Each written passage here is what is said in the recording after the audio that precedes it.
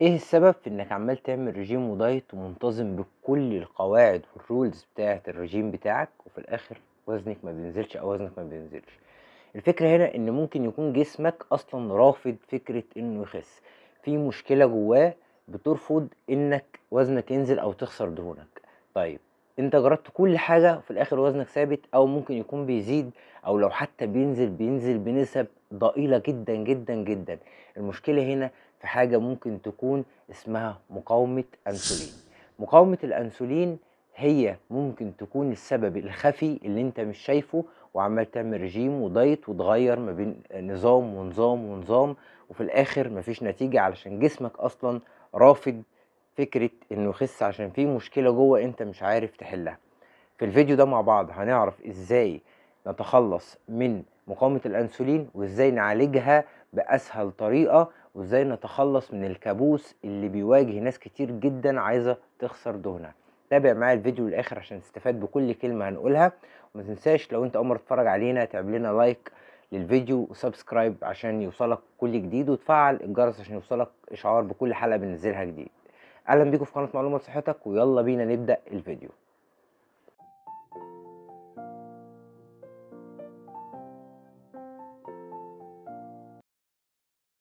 تعالى مع بعض الأول نتعرف يعني إيه أنسولين. الأنسولين ده هو هرمون بيتفرز من البنكرياس علشان خاطر ياخد السكر والسكريات اللي احنا بناخدها وكل حاجة احنا بندخلها في جسمنا عشان تتحول لطاقة، يدخلها جوه الخلية علشان تتحول لطاقة وجسمنا يشتغل بيها. طبعا دي تفاصيل مبسطة جدا، مش عايزين نخش علميا وفي أسماء ممكن تبقى صعبة على الناس إن هي توصل للمفهوم. في الاخر خلينا نبسطها على الناس عشان خاطر تفهم. فالانسولين هو هرمون بيتفرز من البنكرياس علشان خاطر يبدأ يخش جوه الخلية ويحول السكريات اللي احنا بناكلها لطاقة عشان جسمنا يستخدمها في نشاطاته اليومية. هنا بقى لما بتحصل حاجة اسمها مقاومة الأنسولين، فهي الكلمة أصلا شرحة نفسها أو الجملة شرحة نفسها. مقاومة الأنسولين هو إن الخلية بترفض دخول الأنسولين جواها عشان تعمل شغله، فيفضل سكر الدم عالي، فيدي إشارات للمخ، فالمخ يدي إشارة للبنكرياس تاني علشان يطلع أنسولين تاني، فبالتالي برضو هيطلع أنسولين تاني. الخلية هترفض أو هتقاوم دخول الأنسولين جوه الخلية دي، فطبعا البنكرياس يفرز تاني. فكل ده انسولين بيتفرز على الفاضي ويفضل سكر الدم عالي. يبقى احنا هنا عندنا مشكلتين، ان الانسولين بقى في جسمنا عالي وفي نفس الوقت برضو ما بيعملش مهمته وسكر الدم عندنا عالي. وهي هنا المشكلة. في اللحظة دي هنا بتحصل او هنا حصلت حاجة اسمها مقاومة الانسولين، ان الخلايا اللي في جسمك بترفض دخول الانسولين في الجسم، وهو ده تعريف مقاومة الانسولين. طيب ازاي بقى لو هي عندنا نعرف ان احنا عندنا مقاومة انسولين، وبعد كده ازاي نعرف نعالجها ونتخلص منها علشان نخلص من الكابوس ده اللي بيوقف لنا مجهودنا وتعبنا وترتيبنا في ان احنا نعمل دايت او رجيم؟ تعالى مع بعض بقى نعرف اول خطوة من الخطوات انا ازاي اعرف عندي مقاومة انسولين ولا لا. اول حاجة لازم اعرفها في مقاومة الانسولين ان انا لو عندي دهون كتير متراكمة حوالين الجناب والبطن، فبنسبة كبيرة قوي لو انا بعاني من السمنة والدهون متراكمة في الحتة دي، فبنسبة كبيرة قوي كده انا عندي مقاومة انسولين. عندي دهون على الكبد ودي بتتعرف من بعض الفحوصات الطبية، هنا بعرف ان انا برضو عندي نسبة كبيرة، لان الدهون دي في الاخر لما بتقعد تتراكم كتير بتتحول على الكبد، ويبقى عندك كبد دهني او دهون على الكبد. رقم 3، دايما حاسس بتعب وبإرهاق من أقل مجهود أنت بتعمله، لأن أصلا جسمك ما بيحولش السكريات دي لطاقة عشان استخدمها كنشاط، فهنا أنت ما عندكش طاقة أصلا تعمل حاجة، فبتحس بخمول وتعب. ارتفاع ضغط الدم، دايما الدهون لما بتزيد في جسمك وبالذات وبالأخص الدهون الثلاثية لما بتزيد في جسمك ده بيعمل ارتفاع في ضغط الدم.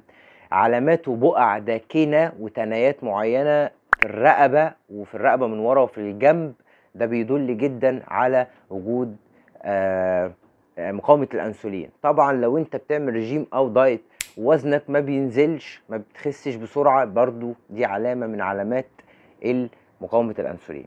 فدي العلامات، اول ما تشوفها عندك يبقى انت بنسبه كبيره جدا عندك او عندك مقاومه انسولين. يعني احنا كده عرفنا، او بنسبه كبيره عرفنا ان احنا عندنا مقاومه انسولين. طب هل بقى كده خلاص اتحكم علينا بالاعدام ان اللي عنده مقاومه انسولين مش هيخس ومش هيوصل للوزن المثالي؟ لا بالعكس تماما، حلها بسيط جدا ولكن محتاج استمراريه. ودايما اي حد عايز يوصل لهدفه، بالذات الناس اللي عندها سمنه او بتعاني من السمنه وعايز توصل لوزن مثالي وشكل جسم كويس وتخسر وزن وتخسر دهون، دايما بنصح بنصيحه واحده جدا: ما تستعجلش، والاستمراريه هي اساس النجاح. لازم تستمر في اي حاجه علشان تنجح، خدها قاعده في حياتك كلها، ولكن بالاخص في موضوع الرجيم والدايت. الناس اللي عايزه تخس، الاستمراريه هي اساس النجاح. اعمل هدفك على مراحل متقسمه علشان خاطر ما تملش وتفضل مستمر. طول ما انت مستمر طول ما انت هتنجح. بطلت استمراريه هترجع تاني لنقطه الصفر، وممكن تحت الصفر وتبتدي من اول وجديد. فتعال عشان ما نخرجش من موضوعنا نعرف ازاي نتخلص من مقاومه الانسولين. طرق تخلص اي حد من مقاومه الانسولين هي سهله وبسيطه جدا. اول حاجه ان انا همنع السكريات تماما، السكريات الصناعيه كلها تماما، يعني السكر اللي بيستخدمه في الشاي والقهوه والنسكافيه والكلام ده كله، الحاجات اللي فيها دهون عاليه غير صحيه، السمنه والزيت والحاجات المهدرجه كلها، المياه الغازيه، المعجنات.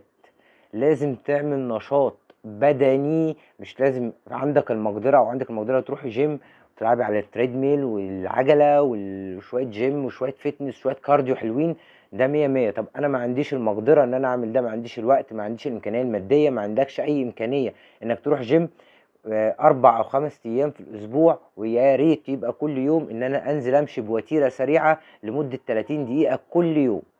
لازم يبقى في نشاط بدني، ما ينفعش ابقى قاعد مأنتخ طول اليوم وما بعملش حاجه. الكلام ده هيزود عندك مقاومه الانسولين جدا جدا جدا. الحاجه اللي بعد كده معايا، لازم ادور على الدهون الصحيه وادور على الاكل الصحي. اكيد انت بتعمل رجيم او بتعملي رجيم، فطبعا اكيد اكلك صحي. غير كده بقى ان انا لازم انام بالليل كويس جدا، لازم انام بالليل من 7 ل 8 ساعات عشان جسمي يرتاح والغدة تشتغل صح، علشان خاطر انتهي من موضوع مقاومة الانسولين. يبقى الملخص كده كلها، او الملخص كله اللي احنا قلناه: همنع الزيوت والسمنة المهدرجة تماما، السكريات تماما، المعجنات، المياه الغازية، ان انا انام بالليل كويس، وان انا اعمل اي نشاط بدني، رياضة، كارديو، جيم، مشي، المهم كل يوم 30 مش اقل من 30 دقيقة من 4 ل 5 ايام في الاسبوع، وان انا اشرب مية كويس جدا طول اليوم بمعدل كويس. طيب كده احنا عرفنا نتخلص من مقاومة الانسولين ازاي. طبعا احنا هنعمل نفس الخطوات دي واحنا بنعمل رجيم. يبقى احنا في الفيديو كده عرفنا ازاي او ايه هي مقاومة الانسولين، ده رقم واحد. رقم اتنين، عرفنا ايه العلامات اللي تبين لك ان انت عندك او عندك مقاومة انسولين. رقم تلاتة، عرفنا ازاي نتخلص منها. طب ايه العلامات اللي تدل بقى ان مقاومة الانسولين دي خفت من عندي او بدأت تقل من عندي؟ هتلاقي وزنك بينزل بشكل منتظم احسن من الاول، بشكل نسبي طبعا. يعني انت لو كنت بتعمل رجيم وقعدت شهر بتعمل رجيم ما نزلتش فيه ولا كيلو او نزلت كيلو واحد، هتلاقي بعد كده نفسك بتنزل 2 و3 كيلو و4 كيلو. العلامات الداكنه دي هتبدا تقل.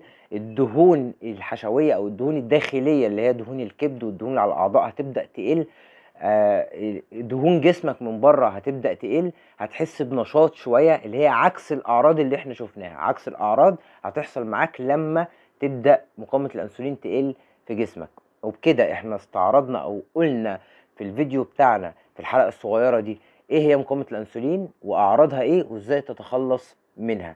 يا ريت تعملوا الخطوات اللي قلتها كويس. ولو عندكم اي استفسار عن موضوع مقاومه الانسولين، او في اي حد بيمر بتجربه عارف ان هو عنده مقاومه انسولين بشكل معين وعايز حلول، جرب اللي احنا قلناه وما عملش نتيجه، يكتب لي تحت في الكومنتات بقراها كلها. ولو عايزين نعمل بودكاست كامل او حلقه طويله عن مقاومه الانسولين، نتكلم فيها باستفاضه شويه عن مقاومه الانسولين ونشرح شرح اعمق وفي ديتيلز اكتر من كده، اكتبوا لي في الكومنتات تحت. وان شاء الله هنعمل بلاي ليست على القناه بتاعتنا لمقاومه الانسولين، علشان هي من اكبر الاعباء والمشاكل اللي بتحصل للناس عندها اللي بتعمل رجيم او دايت. اتمنى ان شاء الله تكونوا استفدتوا معايا في الحلقه. وما تنساش لو اول ما تتفرج عليا تعمل لايك للفيديو كدعم، وسبسكرايب وتفعل زر الجرس عشان يوصلك اشعار بكل حلقه بنزلها جديد. واشوفكم الحلقه الجايه على خير. كان معاكم كابتن عمرو خالد، وان شاء الله تبقوا بافضل صحه وافضل حال. سلام.